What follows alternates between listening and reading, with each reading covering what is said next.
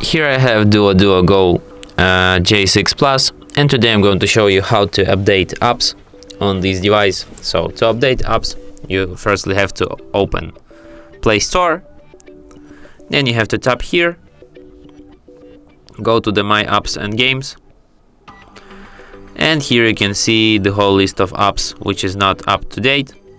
You can update them one by one by tapping update here next to them, or you can just tap update all and update all the apps. This can take some time, but after that all of your apps will be up to date. And that's it. Thanks for watching. If you find this tutorial useful, don't forget to hit that like button and subscribe to our channel.